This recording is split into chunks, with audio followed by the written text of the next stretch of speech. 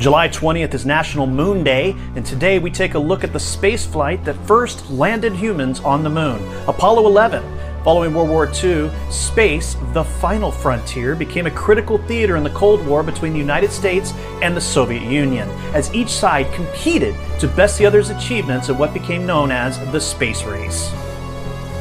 On September 12, 1962, President John F. Kennedy gave his now famous Go to the Moon speech at Rice Stadium in Houston, Texas. We choose to go to the moon in this decade and do the other things, not because they are easy, but because they are hard. For nearly a decade, the United States pushed the limits of technology to achieve the seemingly unachievable goal.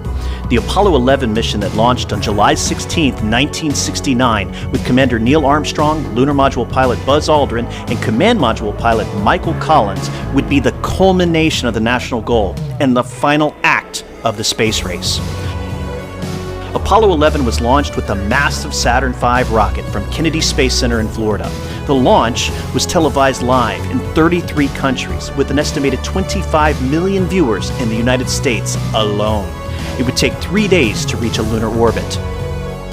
Armstrong and Aldrin then moved into the lunar capsule named Eagle and began the descent to the lunar surface, landing in the Sea of Tranquility. Houston, Tranquility Base here. The Eagle has landed. Later, with millions of people worldwide listening on their radios and glued to their televisions, Neil Armstrong stepped off of Eagle's footpad, becoming the first man to set foot on the moon.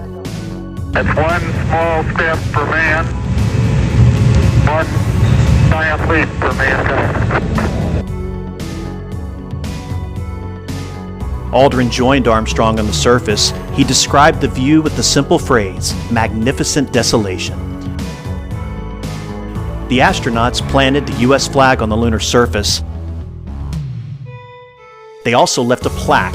It says, "Here men from the planet Earth first set foot upon the moon, July 1969 AD. We came in peace for all mankind."